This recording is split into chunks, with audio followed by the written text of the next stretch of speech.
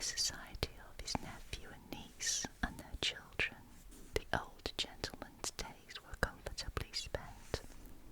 His attachment to them all increased. The constant attention of Mr. and Mrs. Henry Dashwood to his wishes, which proceeded not merely from interest but from goodness of heart, gave him every degree of solid comfort which his age could receive, and the cheerfulness of the children added a relish to his existence. By a former marriage, Mr. Henry Dashwood had one son. By his present lady, 3 daughters.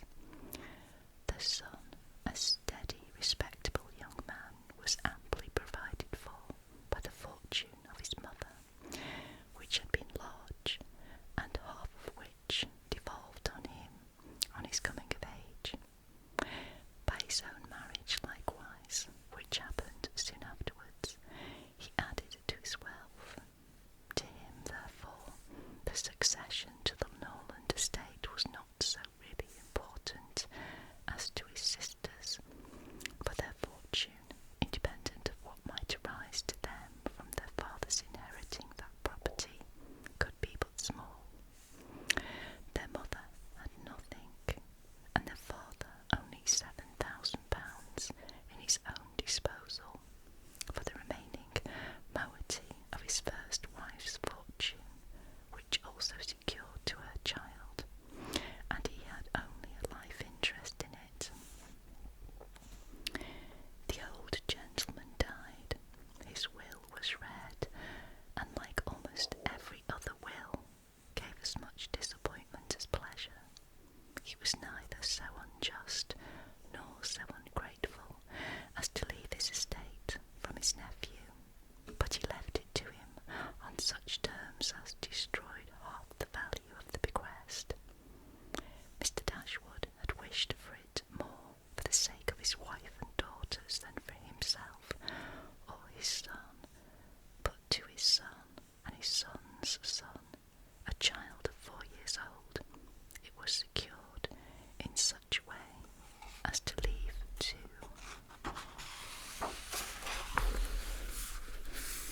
himself no power of providing for those who were most dear to him, and who most needed a provision by any charge on the estate, or by any sale of its valuable woods. The whole was tied up for the benefit of this child, who, in occasional visits with his father and mother at Norland, had so far gained on the affections of his uncle by such attractions as are by no means unusual in children of 2 or 3 years old, an imperfect articulation, an earnest desire of having his own way, many cunning tricks, and a great deal of noise, as to outweigh all the value of all the attention which, for years, he had received from his niece and her daughters. He meant not to be unkind, however, and as a mark of his affection for the 3 girls, he lent them £1,000 apiece. Mr. Dashwood's disappointment was at first severe, but his temper was cheerful and sanguine, and he might reasonably hope to live many years, and by living economically lay by a considerable sum from the produce of an estate already large and capable of almost immediate improvement. But the fortune which had been so tardy in coming was his only one 12-month. He survived his uncle no longer, and £10,000, including the late legacies, was all that remained for his widow and daughters. His son was sent for as soon as his danger was known,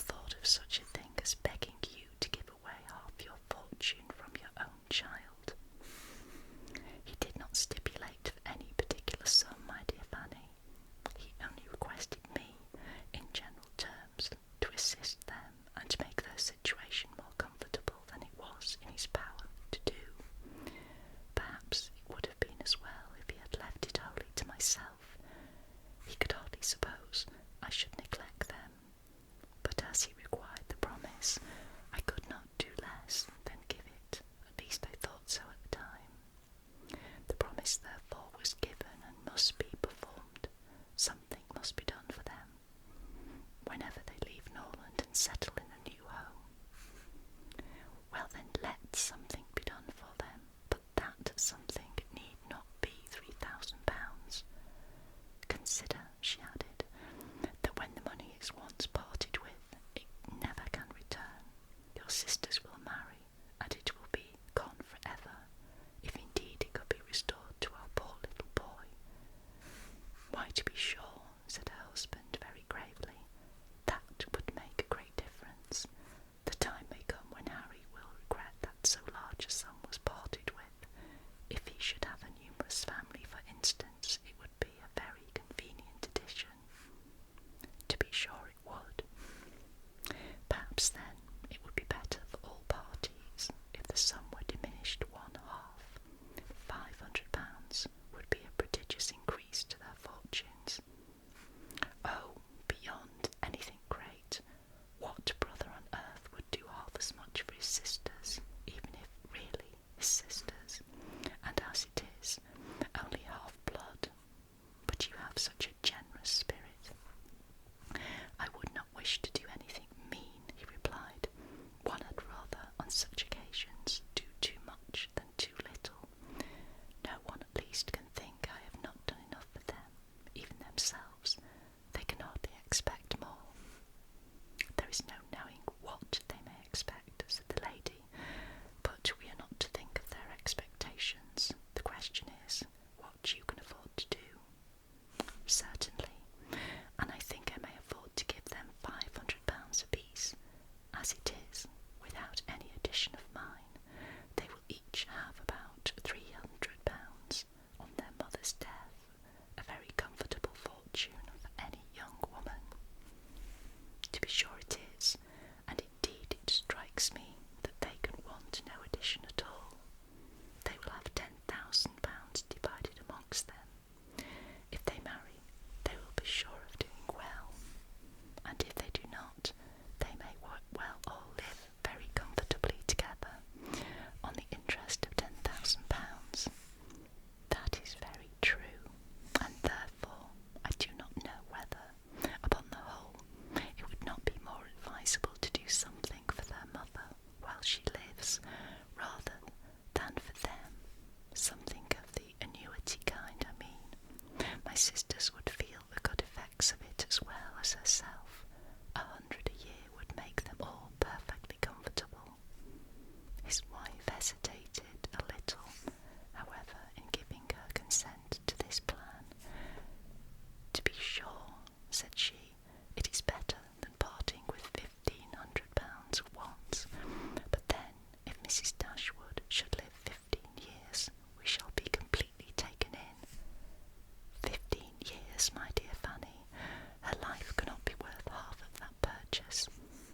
Certainly not, but if you observe, people always live for ever when there is an annuity to be paid them, and she is very stout and healthy, and hardly 40. An annuity is a very serious business. It comes over and over every year. There is no getting rid of it. You are not aware of what you are doing. I have known a great deal of the trouble of annuities, for my mother was clogged with the payment of 3 to old superannuated servants by my father's will, and it is amazing how disagreeable she found it. Twice every year these annuities were to be paid, and then there was the trouble of getting it to them, and then one of them was said to have died, and afterwards it turned out to be no such thing. My mother was quite sick of it. Her income was not her own, she said, with such perpetual claims on it, and it was the more unkind in my father, because otherwise the money would have been entirely at my mother's disposal, without any restriction whatever. It has given me such an abhorrence of annuities that I was sure I would not pin myself down to the payment of one for all the world. It is certainly an unpleasant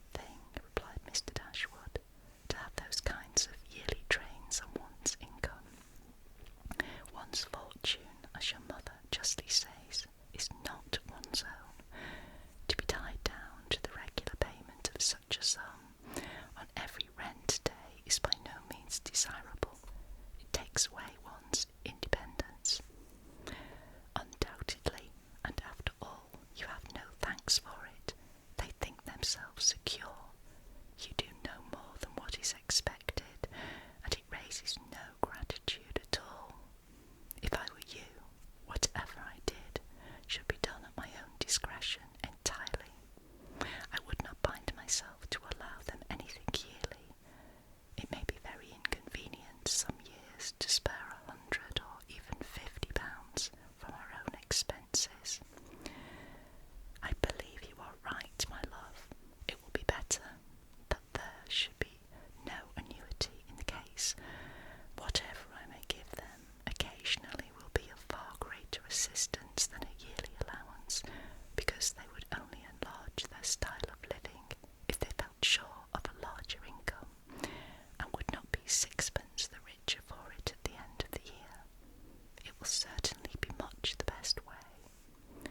A present of £50 now and then will prevent their ever being distressed for money, and will, I think, be amply discharging my promise to my father.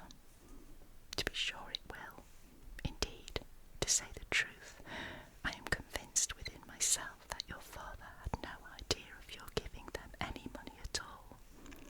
The assistance he thought of, I dare say, was only such as might be reasonably expected of you.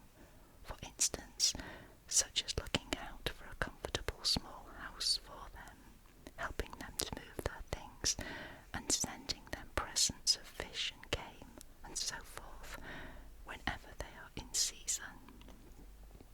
I'll lay my life that he meant nothing further. Indeed, it would be very strange and unreasonable if he did. Do but consider, my dear Mr. Dashwood, how excessively comfortable your mother-in-law and her daughters may live on the interest of £7,000, besides the £1,000 belonging to each of the girls, which brings them in £50 a year apiece, and of course they will pay their mother for their board out of it. Altogether they will have £500 a year amongst them, and what on earth can 4 women want for more than that? They will live so cheap, their housekeeping will be nothing at all. They will have no carriage, no horses, and hardly any servants. They will keep no company, can have no expenses of any kind. Only conceive how comfortable they will be. £500 a year. I am sure I cannot imagine how they will spend half of it, and as to your giving them more, it is quite absurd to think of it. They will be much more able to give you something. Upon my word, said Mr. Dashwood, I believe you are perfectly right. My father certainly could mean nothing more by his request to me than what you say. I clearly understand it now, and I will strictly fulfil my engagement by such acts of assistance and kindness to them as you have described. When my mother removes into another house, my services shall be readily given to accommodate her as far as I can. Some little present of furniture, too, may be acceptable then. Certainly, returned Mrs. John Dashwood, but, however, one thing must be considered. When your father and mother moved to Norland, though the furniture of Stanhill was sold, all the china, plate, and linen was saved and is now left to your mother. Her house will therefore be almost completely fitted up as soon as she takes it. That is a material consideration, undoubtedly, a valuable legacy indeed, and yet some of the plate would have been a very pleasant addition to our own stock here. Yes, and the set of breakfast china is twice as handsome as what belongs to this house. A great deal too handsome, in my opinion, for any place that they can afford to live in. But, however, so it is. Your father thought only of them, and I must say this, that you owe no particular gratitude to him, nor attention to his wishes,